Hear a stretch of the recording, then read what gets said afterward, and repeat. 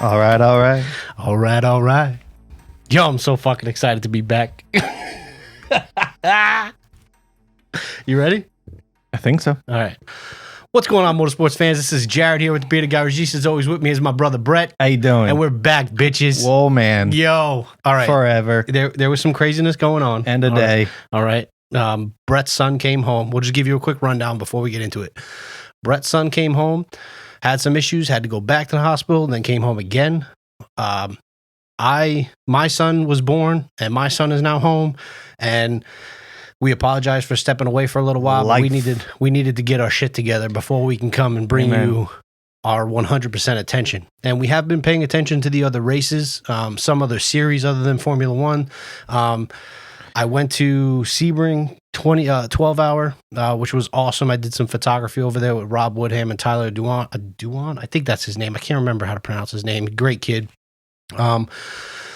And yeah, we had a great time. And what we're going to do here is we're going to go over the Sakhir race, all right, because that's the most recent one that just happened this last weekend. There was a lot of crap that happened, so we're going to talk about that. And then we're going to go back and we're going to talk about all the other stuff. So stay tuned for those episodes. We will go back and we'll touch on everything. We got an end of the season recap that we always do. And there's going to be some craziness going on. We're going to have to talk about IndyCar 2 and F2. We'll get there. Yeah, a lot of the changes in endurance racing. You know, I just opened up Formula One's app, right? Just to have the race results in case we need it. Yeah. And I love how they think we're stupid, where the first race they got to put Bahrain and the second race they got to put Bahrain because we didn't know that they ran it twice. Stupid. All right. What was the first topic that we had on there? We got to go. We can't miss anything. So do you want to do a quick race rundown and then go back and talk? Sure, we could do a quick race rundown. Because you always go out of order and people that may not have watched the race sit there and go, well, thanks for the spoiler. Well, if you're listening to us, you've already watched the race and you need to go watch this race. You need to go watch this race. But if you're listening, it'll tug at your heartstrings. It'll mess you up inside internally for hours.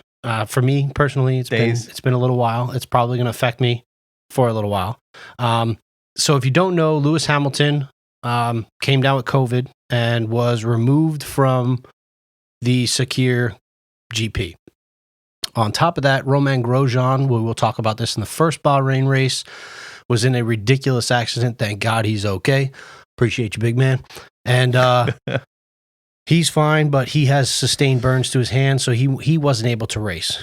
So with the shuffling around of everybody, George Russell was called up from Williams to go to Mercedes and race. Sorry, Stoffel. So, yeah, all right. It had to be George, and we'll get into that. But George Russell stepped into his seat, had to wear a smaller size shoe to get in there. Did you see how big he looked? Cram him in. Bro, he was so tight, his head was covering half the airbox. But have you ever seen how low Lewis sits in that car? He's very low. So because that's how low Lewis is, and then you got Russell But Lewis is always here's the thing is I would want to sit higher if I was in traffic. Lewis is never in traffic, so he could sit as low as he wants. But George is a large individual compared to some of the other racers out there. If you look at him standing next to other people on the grid, he's massive. But yeah, he barely fit in there. He actually wore a half size smaller shoe to fit his feet in the car. But he took Lewis Hamilton's spot. That left his spot open. They called up Jack Aiken to run in his spot, which was awesome to see. Love it. And with Grosjean out, Fittipaldi, what's his first name? Pietro Fittipaldi stepped in for Romain Grosjean. Florida born. Yeah, he is Florida born. I forgot about that. So you're looking at two rookies jumping in there, and then you got George Russell running in. But you're talking, all right, Russell's not a rookie, but you're not just putting him into he's rookie in that car, a car that's not designed to him. So much so that the clutch on the car is designed to Lewis Hamilton's hand. The shape of it is Hamilton's hand. And that's the hand of a person that's 5'7", 5'8". You got Russell who's 6'1", 6'2". that man had to be so uncomfortable with that car. Of course. So he had a few days to practice with it. He had about 2 days before qualifying, so he had the full time. But you gotta all night he's up. He said they were up long nights doing seat fittings, getting him in the car. They have to go how much rotation he has, make sure his knuckles can pass the side of the car, things like that. So a lot of work to get him in that car. But Russell gets in that car and we want to go straight to qualifying. Nothing really happened in practice that was too crazy. No, just the guys getting used to the car and the track, because what an insane track. I love it. Oh, yeah. So the Sakhir, they did a separate layout than Bahrain, which you already have seen it. It's the outer loop. Everyone was calling it an oval. It's not an oval. It's not an oval. Let's talk about that real quick. All the Europeans call it an oval. It's nowhere close to an oval. You know what Pietro Fittipaldi said, who's born in Florida? It's not an oval. He's raced ovals. It's not an oval. Yeah. It was actually a really interesting race. Became kind of a DRS train after a while, which was kind of upsetting to me. Not surprising, though. But with these cars the way they are, that's to be determined. It's like that's going to happen. But there were some tricky corners in section 2, which kind of caught a couple of people out. The curbs were really high, so a lot of people were bottoming it out and snapping off floorboards and stuff like that. So that was pretty interesting, but it was an interesting layout. Do you think they won't replace the original layout for it? But do you think there's a place on the calendar for a race they've like actually that? and we've talked about this in the past. And what's funny is on the show we talked about it. It's one of the last episodes, maybe the time before that, where have your set schedule, but have some round robins. Have some open slots, to where you have those tracks that we all love, but don't have the money to be on the calendar regularly. That's what this should be. This should be one of those, with the Imolas, with the Portimaos, with the Nürburgrings. No, I said that where every now and then, every year, you get like 1 or 2 races that aren't the traditional. I think there should be a rotation. Remember we talked about that, where we think that there should be the standard races that are there every year. Yeah. And then each year you'll rotate 2 or 3 extra races, tracks that we don't go to. So each Isn't that track just what I fucking said? Yeah, I'm telling you that. Yeah, but what I'm saying is they also came out and said they're considering it. So after we talked about it, they're now considering it. They watch Bearded Garagistas. They might, because I don't listen to you. I just say what I want. So qualifying, my whole life in a nutshell, right there. Much, yeah. So qualifying was pretty interesting. George Russell got beat in qualifying, which let's not get crazy now. 22 milliseconds. Yeah, 22 milliseconds, and he's in a car that is not suited for him. So come on now. All right, he's also going up against Bottas, who has been in that car for all year. Did you hear the audio? No. When Bono told him how close it was, he was like, all right, you're P2. And Russell's like, all right, yeah. And then he goes 22 milliseconds, and all you hear is beep. Well, he was so surprised it was so close that he was then he was frustrated. He was like, no, I'm happy with P2. I'm happy with P2. That wouldn't be the only time he'd be cursing on the radio. We'll get into that because he's a little potty mouth. Who? Russell. He's English. He's a little potty mouth. They curse just like us. They just use different ones. A lot of ours are 4-letter words, and they use ones that sound a little more classy, but it's the same shit. To emphasize our point. The best part of qualifying was fucking Leclerc. Oh my goodness. Bro, Leclerc goes epic. I love it. Bro. Cojones out to here. He gets to Q3, which I don't think anybody even thought he'd be in Q3 with how slow the Ferrari engine is, right? So he like kind of under the radar gets into Q3 and then lays out this lap that is so spot on. He knows that he can't best it. He knows that it's the best thing that they're going to put out there. This man literally, with 8 minutes left in qualifying, unstraps himself and gets the fuck out of the car. And goes and starts talking to the pit wall. He's wearing his helmet still, but he's out of the car, and everyone's like, I don't think he's getting back in. And he's like, no, he's not getting back in. You know what? Everybody knew that was the best that Ferrari could do. Think about the mind fuck when he walks past the Mercedes garage. Yeah, right. And Bottas and Russell are gonna pulling out of the garage and they can see him in his bright red suit, like standing there waiting for them to drive by so he can go. Yeah. Bro, that. Top that, bitches. Yeah. I mean, he knew he wasn't going to catch Mercedes. Of course. But of course. It was an impressive lap. I'm not going to lie. If you get to watch the onboard Formula One on their YouTube channel, sometimes they'll put on onboard laps. Watch the onboard lap from Charles Leclerc. Phenomenal lap. He didn't miss a turn. I mean, if the car was a Mercedes, he would have been untouchable. Oh yeah, hands down untouchable. Yeah. What he's been able to do with that cinder block of a vehicle. I mean, you look at Vettel as a 4-time world champion. Don't say it. What? Yeah, I'm going to say it. No, don't say it. Why? It's very controversial. What? You're going to hurt your friend's feelings. Oh, I'm going to shit all over everybody. Vettel sucks. He's done. Toast. Bro, over. It's over. I don't understand.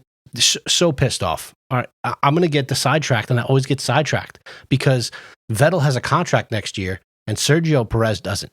Do you understand the travesty here? Do you wait? Bro, you're going to give the rate? Okay. I can't rub my earlobes with my headphones on. All right, let's go. Let's keep going. All right, where are we? We didn't even get to the race yet. So, well, yeah. So Bottas won, Russell 2, Verstappen 3.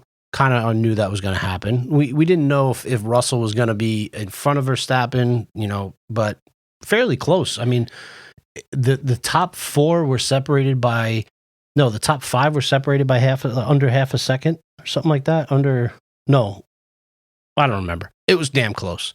All right, look it up. But the top was separated pretty close. So, can we get into the race? No, first. He's always got something. Well, what? Albon. What do you want to talk about? Where was he? I don't know. At the end of quali? Nowhere close. 12th? Yeah. He didn't even make it to Q3? He was complaining the whole race, though. But yeah, he just throwing that out there. Yeah. This will come up later. But Albon's done. Vettel should be done. Whole bunch of whatever. Okay, let's go. Race. All right. Race gets going. What was it? Turn 4? Turn 4. Surprisingly, they got out of turn 1 fairly decent. I think it was turn 4 they wrecked. Russell didn't have a good start. Even on the formation lap, Russell didn't have a good start. No, because he doesn't know how to properly but he had warm up an the car. Epic start when it mattered. Oh, did you know that lights go out he's ahead of Valtteri. And in qualifying that Russell in one of his laps, he accidentally put the car into neutral? Did he? Yeah. That's why I guess he was in Q1. He accidentally put the car in neutral. He had no idea how to use that steering wheel. He was still asking what the buttons were in Q3. All the way through in the race. In the race, he's asking, what's the overtake button? In the race, he's like, where's overtake? So yeah, Russell got a decent start. Valtteri's start was trash. Valtteri caused all the chaos. We'll get to that. In my opinion, he did. He's blaming Bottas. It's his fault. So they got out off the blocks. Verstappen, not a bad start this time. Surprising, because I think that's one of Verstappen's weakest points. I think that's a place that you can jump on Verstappen is right at the start. But Bottas got a bad start coming out of turn 2. He got squirrely. He got a real big tank slapper. Oh yeah. Which allowed Sergio Perez, Charles Leclerc, and Verstappen to get very, very close to him. If he didn't park his car in the middle of the road, Verstappen would have left him in the dust because I don't think Max could have got any closer to Valtteri's tires with his front wing. Mm-hmm. And they're coming into turn 4, and by this time, Russell is gone. He has taken first place, and he has checked out. What Leclerc said happened was this is always what happened was he thought that Checo was going to go farther outside, and he should have, and he probably should have because I think Checo would have probably been able to pass Valtteri fairly easily, but instead he cut the corner to try to maybe get a straighter line for the next turn, and what happened was Leclerc kind of dove under. Bad move. He shouldn't have, but how at the start of a race when you know there's at least 2 cars beside you that you try and take the racing line? Checo should not have tried to take the racing line. So his fault. should not have taken the race. I remember somebody was like, "Oh, well, Checo can't see that he's there." I get that. He knows he's there. But yeah, in the beginning of a race like that, and you're all piled on top of each other, there's a time where you're like, all right, you know what? I should probably stick to my line and not start cutting off other people's lines. Yeah. I'm not saying Checo is wrong. All right, he's got a right to that line. All right, and Leclerc definitely threw it up the inside on a wing and a prayer. It wasn't there. The move wasn't there, and he said he took blame for it. He said it wasn't there, and as a result of that, he actually got a 3-place grid penalty in Abu Dhabi coming up next week. So understanding that he knew that was coming, he took the blame and, he manned up, and that's fine. What sucks is for Verstappen. What happened was Leclerc cuts underneath, Checo cuts the corner, their tires touch, kicks Checo out, snaps Leclerc's front left suspension, and Leclerc kind of drifts forward. Well, Verstappen, to avoid all this, gets out on the dirty part of the track, a little off the track, gets into the gravel. He thinks he's got it, because if you look at it, he's not really correcting much. It looks like he's just trying to turn the wheel to get back on the track, and the car just literally understeers straight into the barrier and just snaps his suspension off. Why is the runoff and the gravel the same color over there? I don't know. I was thinking about that, possibly maybe cooling or something like that, but there was a lot of sand on that track. I mean, if you look at... They're in the desert. Yeah, I know. Okay. But I'm just saying, they they actually had to use a different asphalt out there that's a little more abrasive, so the sand will not affect the tires. And that's why there's a certain type of tire deg out there. Did you know that? Yep. Yeah. Apparently they got the same thing in Abu Dhabi. Well, they flew in that asphalt, gravel, whatever you want to call it, the asphalt from England. It's actually interesting. The same that they use on a toll road over there somewhere, they kept saying. Anyway. So that's what happens. Verstappen's out, first lap of the race. Leclerc's out. And Checo has to pit to change his tires, which puts him in dead last place. All right, so we get going again after the restart. Russell does his job, takes off, and he is controlling the race. He actually came over the radio at one point. I don't know if he was just bragging. I don't know if he was playing a Lewis Hamilton head game, but he was like, hey, I can do a 1/10, possibly 2/10 faster if I hit the curbs a little bit more. And they were like, no, stay off the curbs. Which, fair enough, they gave the message to both drivers, but I do believe Valtteri was on the curbs a little bit more, trying to eke out a little more time. When they did this, when they were saying that, I was thinking back to, it was Austria, and they said, stay off the curbs. And both of them went, okay, and then both Lewis and Valtteri were on the curbs. So now, fast forward to this race, and they're saying, stay off the curbs. I'm sitting there going, George, don't get off the curbs, because Valtteri's going to stay on the curbs. Of course. He's already proven this. Yeah. He's done this before. He's going to stay on the curbs. Yeah, he'll stay there until the car breaks. Yep. But I mean, that's what he's got to do to try to get a leg up on Lewis. So, and he's fighting for his life. He's R. Kelly in this race. Oh my goodness. What? He's R. Kelly in this race. R. Kelly. You remember the interview R. Kelly did? He's like, I'm fighting for my life, and he's crying.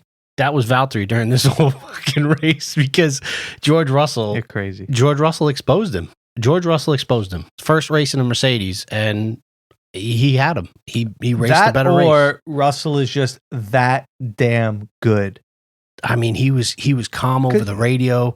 He was cool as a cucumber. It was unreal. Because Valtteri is really close to Hamilton in quali. He's beaten him multiple times. You give Russell one more weekend in that car, and he beats. Turn that off. And he beats Valtteri. Yeah, one more weekend, and they were even saying that part of Russell's issue was last weekend the race was in Bahrain, so he was trying to take some of those corners the way that the Williams took the corner, and he can't do that with the Mercedes. No. And that was part of an issue. Anyway, well, it's growing pains. So we get through the race, and there was a preface to what happened at the end of the race with these short yellows that they do, and it kind of frustrated where they do this virtual safety car for like 30 seconds, and then why? I get it, but I think there should.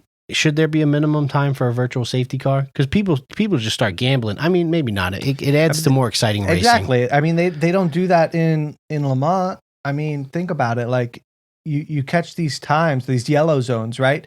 And depending, Le Mans lap is so long, the person you're racing against might not go through the same yellow zone that you did, and therefore catches up by like 20 seconds. Listen, racing is racing.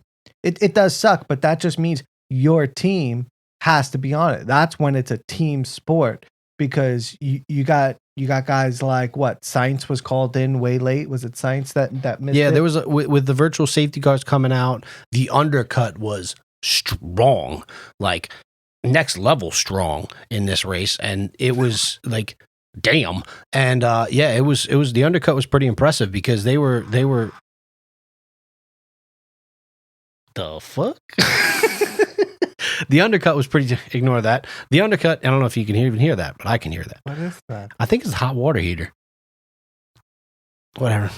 The undercut was strong, and they were, if you undercut anybody, you were guaranteed to pick up a place. Nobody could ever question that we're fucking garagistas, okay? We're in a garage, but but yes. So the undercut was very strong, and people were using it to a heavy advantage. I don't know if they understood that the undercut was going to be that strong, and a lot of people lost out on it. Ricardo lost out on it. Sainz lost out on it, and it was tough. All this time, Sergio Perez is fighting his way back from the back of the pack, pretty much making up places hand over fist. He was phenomenal. And then you get to the end of the race, right? Did I miss anything? Yeah, the pit stop. So what happens is Jack Aitken is cruising along, and out of nowhere he loses it, and he clips the wall, and he loses his front wing. This brings virtual safety car, as he was talking about, the end of the race? And this goes to safety car. We're not there yet. All right. We're towards the end. Because if we talk about Vettel's pit stop, Ferrari, I don't know what you're doing, but Vettel said that they need to open a fucking book. He blamed it on the equipment. He thinks that Ferrari, here, bro. He said these guys are working hard. They're doing their job. They're working real hard. It's not the guys. They need to invest a little bit more in the equipment, which may or may not be true, right? The guns are like $8,000 a piece. Yeah, but Red Bull spends a butt ton of money on just their pit stops, like the technology to do it, not just the training, but not just the guns, but the other stuff that goes along with it. They're constantly putting money into it to invest in to make sure they're better. Who knows? Ferrari 4-second pit stops in that. Formula One. That's 2 seconds different than everybody else. Yeah, you can't listen. If you got the best car, the fastest engine, and you're smoking people, and you want to take a slower pit stop to guarantee success on that pit stop, fine. But you're doing a 4-second pit stop, and then there's times where you're fucking up, and you can't get the shit together, and now you got like 20-second pit stops. He's been in there for 12 seconds sometimes. Like savage, brutal. Ferrari, you blow. You need to figure something out. So. Yeah, I'm calling everybody out today. Mostly Vettel. Wait till we get to Mercedes. All right, so we're getting there. So Mercedes does what Mercedes does in these situations, and they double stack. Mercedes is the best in F1 at the double stack. They just are. They nail it every time. Every time. They bring in Russell. He gets priority. Bam, goes. No problem. Bottas comes in, and the guy in the front left is sitting there going, making the X sign. Ah, shit. Because what he sees staring right at his face is a huge GR, George Russell. And he knows that the guy in that car is not George Russell. You can tell. Bottas. You can tell when it clips him too, because he screws it on. He like gets it on. He pulls it away, and he goes. He just like fuck. Oh fuck! And then he just starts waving his hands like a crazy man. It was rough. And so what this means is what happened was there's a lot of what happened was in this race. What happened was the radios malfunctioned in Mercedes malfunctioned, garage, and apparently the tire crew was not aware that they were double stacking. And the only tires that they really had ready were Bottas's, at least the fronts. So what happened when Russell came in and they go to put tires on Russell's car, they put Bottas's front tires on Russell's car. He drives off. That's illegal, by the way. Oh, yeah. Oh, yeah. Half. Oh, don't you know? Brett turned Canadian also. Brett was like, Canadian. That's more Wisconsin, but all right. Yeah, I guess. Yeah, you're right. Yeah. All right. You've been watching Miracle, haven't you? All right, Herb Brooks. Get at him. Tell him what's up. So Russell drives off. He's screwed. He's half and half. To solve the problem for Bottas, so at least he doesn't have to come back in, they put his old, dead, cold tires, hard tires, back on that he now has to switch on so he doesn't get overtaken at the end of the safety car. They got to bring Russell back in, put another set of tires on, drops him from first. He comes out and he goes, okay, where are we? And they go, he goes second, and they go, no, we're in fifth. And he's like, how many laps left? 22. Okay, gets going. All right, and they're chugging along. Listen, Mercedes, you fucked them.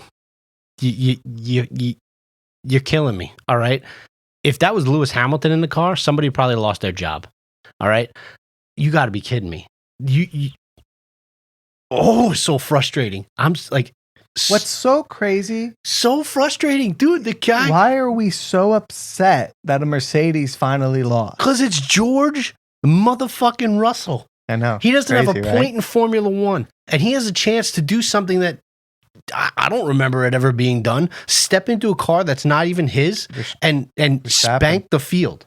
Spank the field. But Verstappen won his first time in a Red Bull because the Mercedes took each other out. This was on pure merit. Bro, he was flying. He drove a flawless race. He didn't make a mistake. He was perfect. He was perfect. He saved his tires.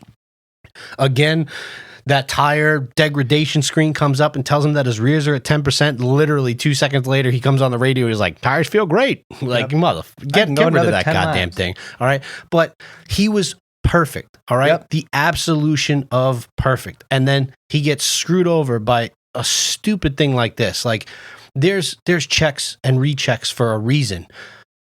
I don't get it. But you think he's screwed over, and to an extent he was. However, he's got Russell, a chance, and he puts an overtaking show on. The move on Bottas, I was like a baby holding an apple. It was, bro.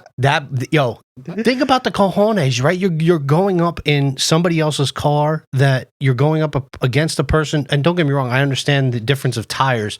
However, you're going up against Valtteri Bottas. He's been in that car, and you make a move like that. Yeah, he didn't do it on the straight. He did it, bruh.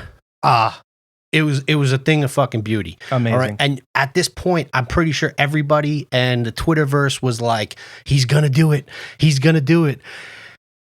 Gets up into second place.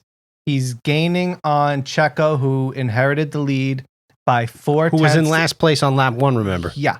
4 tenths a second. Who doesn't have a contract?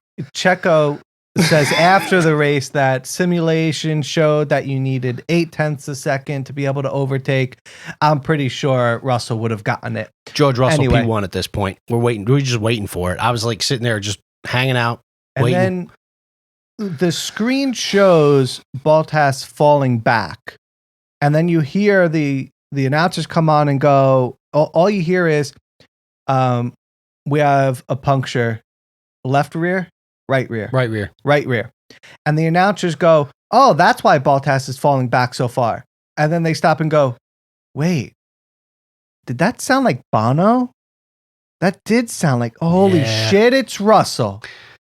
So Russell has to come back into the pits and change the tires again. And his radio message was just gutting. His radio message was, I don't know at like 70,000 decibels. It was just savage to have him come all the way back in, which dropped him out of the points, by the way. I think he was down in 12th to 13th. And 15th. And he fought back, and he actually ended up getting fastest lap, and he got the points. He ended up coming away with a race that should have been a fucking win. He got 3 points. Amazing, though. It was an amazing drive. I have nothing against George Russell, but Jesus Christ, you know what that shows is you could throw anything at Russell. And you know what he's going to do? He's going to go and make that car perform to the best of its ability. Yep. There's no, I was stuck in traffic, Bottas. And for a young man, there's no DRS train, Albon. There's no losing the rear end, Vettel.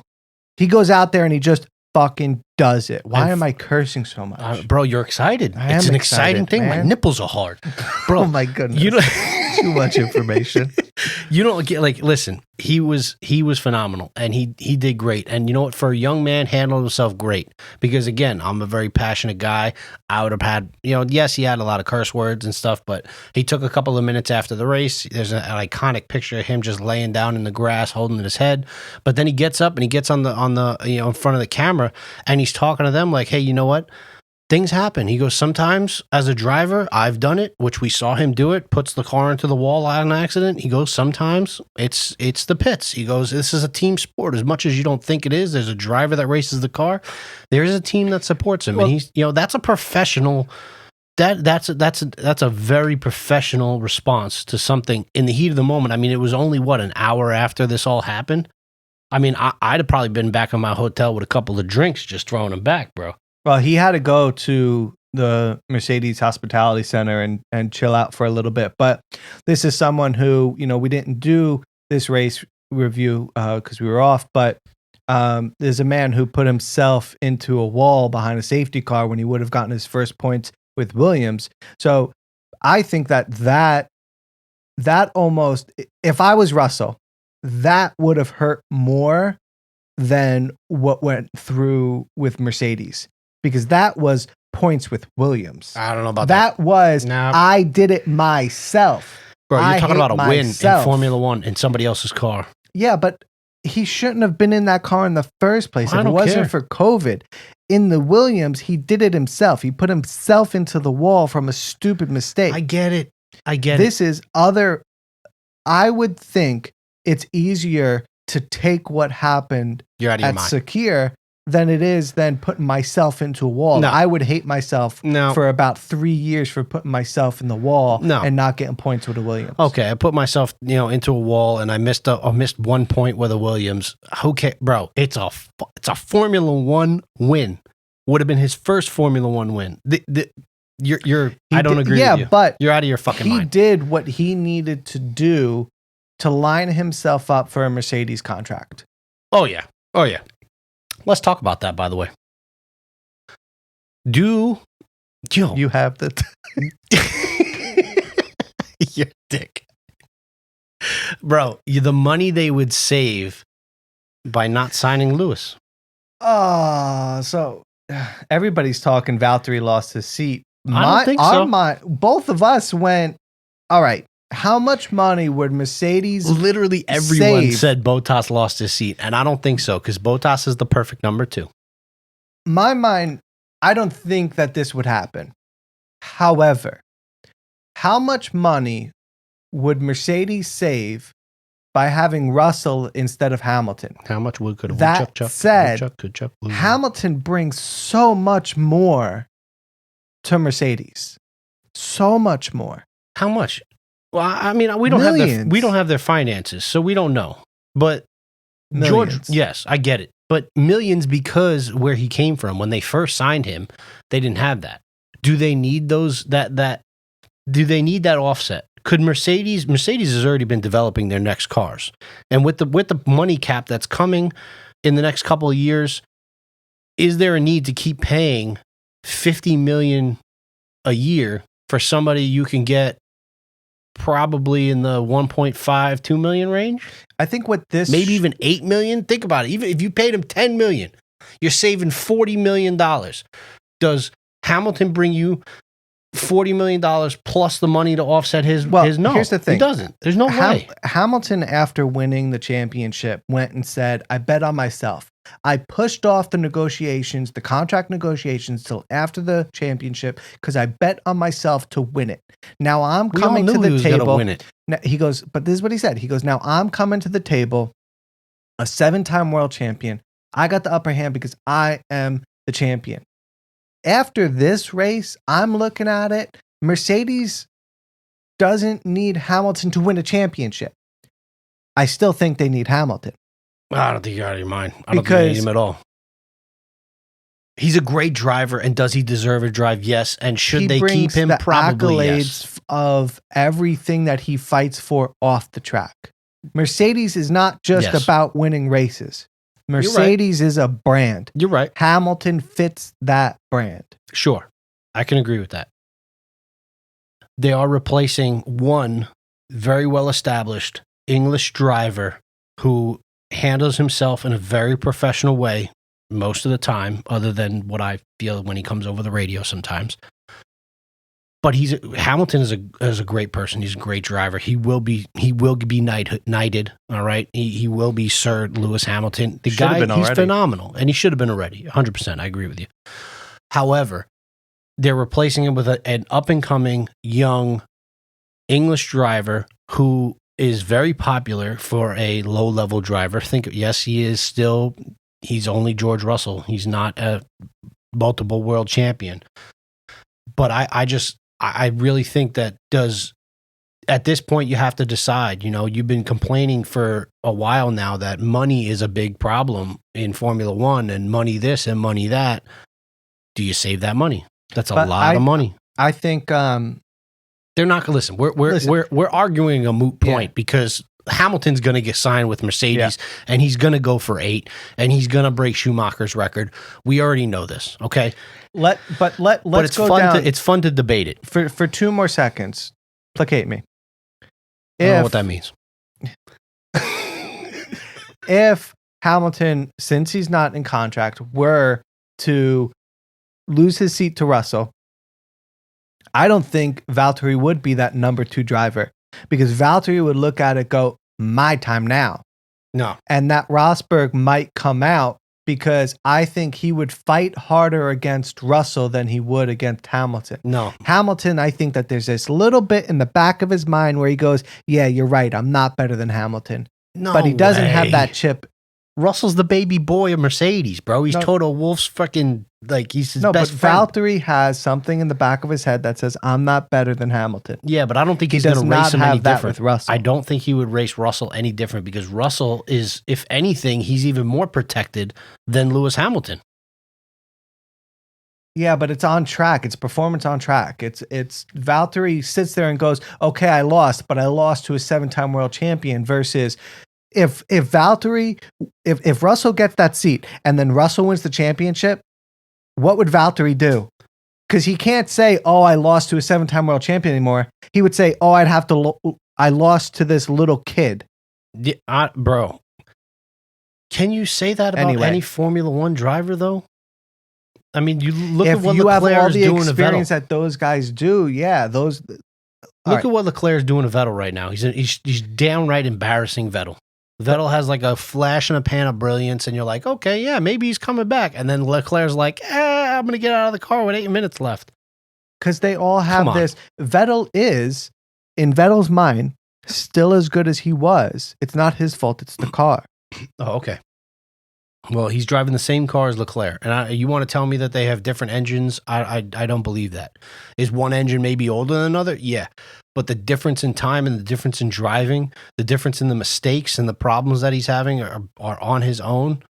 Listen, come on. Let's not get crazy. So odds are it's Valtteri that loses the seat to Russell. The question then is it 2021 or is it 2022? Well, they already signed for 2021. Exactly. And Russell is signed at Williams for 2021. But Russell left the door open himself, and he said along the lines of, well, we'll see. We'll see what happens. Listen, if Mercedes wants to do something, I'm pretty sure that, it might come with a paycheck. They might have to pay Williams, like, hey, here's some money. Yeah. Go find yourself a new driver. We're taking ours back. Let's swap. You get Valtteri. Holy shit. We'll get Russell. Valtteri goes back to Williams? I'm down. Let's do it. Let's make some phone calls. Holy shit, you just blew my mind. I didn't even think about that shit. I didn't even fucking think about that, bro. Yeah, man. Valtteri does a Kimi Räikkönen, not voluntarily, but forcibly. A little bit of a difference there. But I'm saying, dude, I didn't even think about that shit. Valtteri goes back to Williams to end his career, and slowly he's shown the door, and Russell takes it, bro. Could you imagine? Russell versus Hamilton. But the thing is I don't think Mercedes would do it because they like that clear number one, clear number two without having to determine a number one, number two. Yeah, that makes sense. They have a clear number one, number two based off of ability. You put Russell in the mix. Russell would go after Hamilton. He should. I would.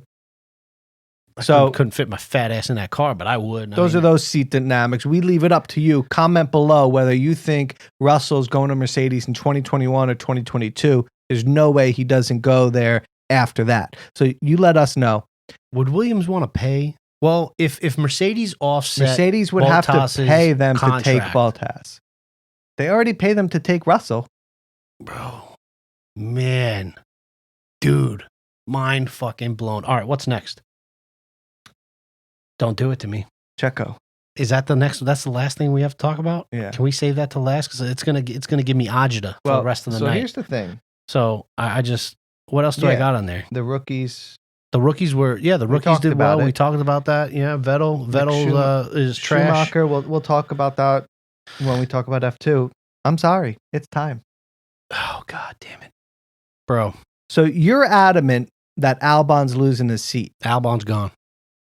I'll tell you this, which I don't think you know. Red Bull just contracted Albon as an ambassador for the Wings for Life campaign donation thingamabob charity. How do you make a commitment, an additional commitment to this guy you're about to fire out of your top seat and not give? He's not up for the AlphaTauri. Why? You're gonna. I don't. Yeah, he wouldn't go to AlphaTauri. Sonoda's coming out, and Sonoda's gonna come. All right, so you're gonna go. Sonoda. Well, you're Honda's leaving, so they could screw Sonoda. Sonoda deserves the seat, but Honda is stepping away. So they could say, "Hey, listen." They've basically said he's not. Albon's really not in consideration for that seat. Okay, so let's talk about this. It's a possibility. I'm not saying it's not. Sometimes you got to sell war bonds, bro. Well, here's the thing. He's. Do you know what I mean by that? He's of Thai descent. Yeah, he's of Thai descent. All right, and Red Bull has very, very strong ties to Thai. I did not do that on purpose. That was ridiculous. I really didn't do that on purpose. You're a horrible person. I hate myself for it.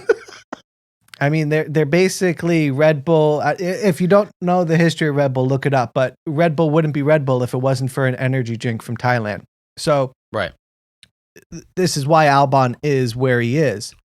So they make him an ambassador for the Wings for Life charity a few weeks before the end of this season. And I just get this feeling like you wouldn't do that if you weren't going to give him the race seat, another chance. You wouldn't do that if you said 4 races ago that this is his last chance and you were going to announce and you didn't announce. The reason why I'm so adamant that they're going to get rid of him is because of their track record with how fast they get rid of drivers. But that's why they shouldn't get rid of him. They need to give their juniors. Learn from Gasly? They need to give their juniors more time. Did they go through them they're so a top fast. 3 team. Did they learn from Gasly?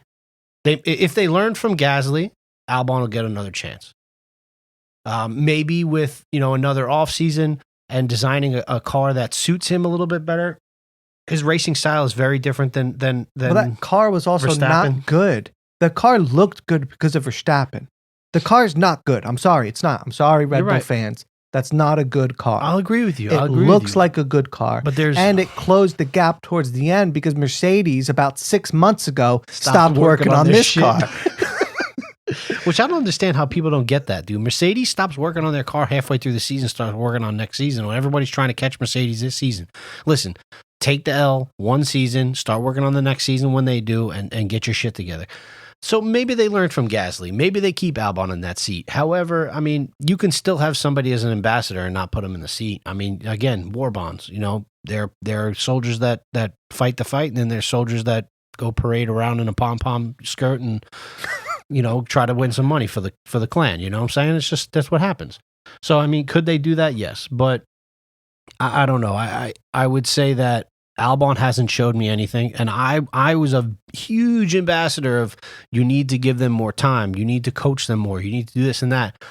I haven't seen a clear progression. Every once in a while, he shows out and he does well, and then there's times where you're just like, dude, what are you doing? Because they screwed themselves. What should have happened was they give Gasly the time. They give Albon the time at what was Toro Rosso then instead of promoting him. What they should have done is they give Gasly the time at Red Bull. They give, because they had to because Ricciardo left. They give Albon the time at Toro Rosso. So they pulled now what they Domino did is effect. they screwed themselves, and now the driver that they have to give more time to is the driver that's not the better driver. I'm sorry, Gasly's the better driver.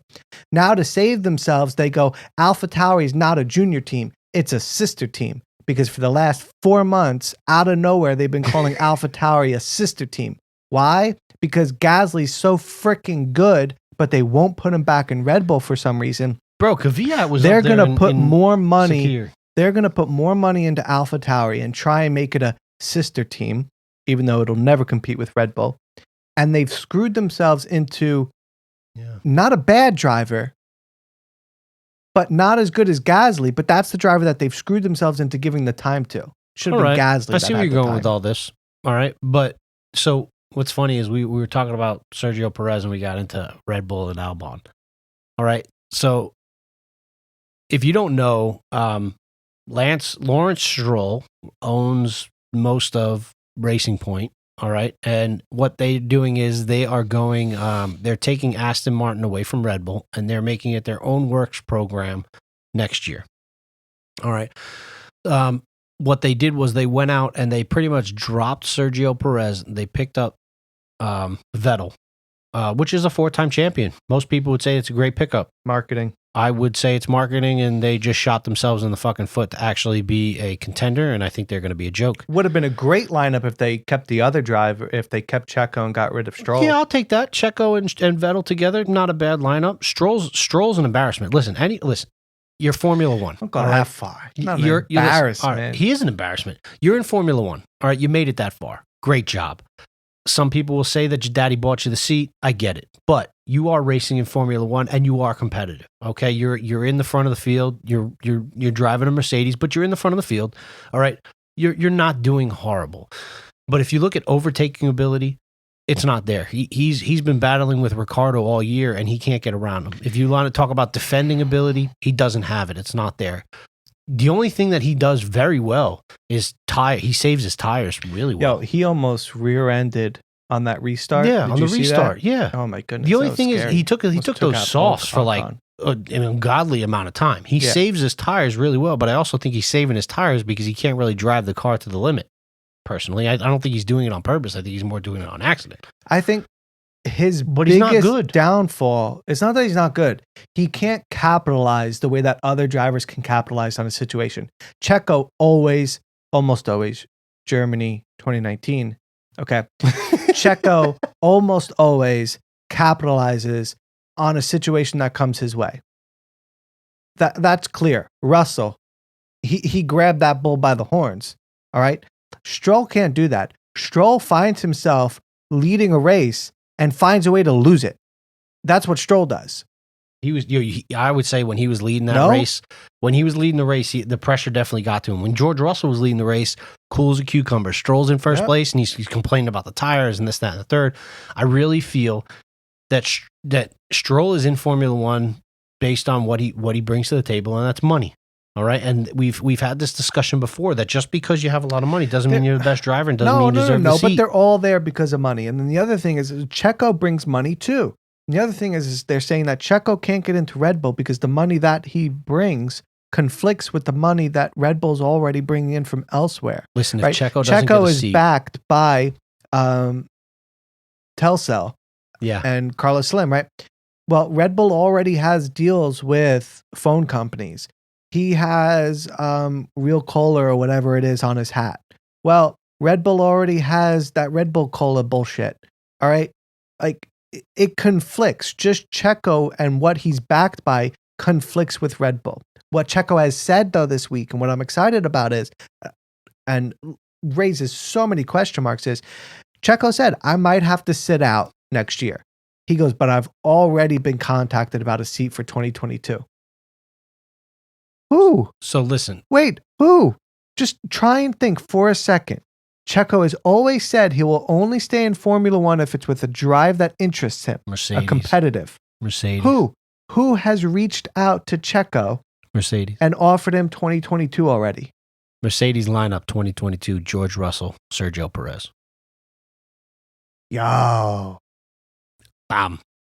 Yo, Law Either and Order. that or McLaren. Dun, dun. Either that or McLaren. It could be McLaren, but McLaren's got Lando, who has been decent. He hasn't been the best, but he's been decent. And you have Ricciardo, which, Ricciardo has wrestled that Renault to the front. He's outperformed Ocon. Ferrari, and they get rid of Sainz. Why? Sainz is a good driver. He hasn't proven it yet. Checo's come proven. on. Checo's proven. Ferrari's got their own issues. And, Ferrari's got their own shit to get together. I'm calling it now. Mercedes, George Russell, Sergio Perez. But listen, won't be upset with that. Sergio Perez not getting a seat over and getting beat out by somebody who has not performed years is embarrassing. It's just embarrassing. You can't tell me. He wrestled the car from last place on the grid to first, and he's done it multiple times this year where he's gone from way down the grid all the way up to the front. The times where he's involved in issues, 99% of the time, not his fault. Sometimes it's mechanical. Sometimes he gets run into. He never really puts himself in a bad position.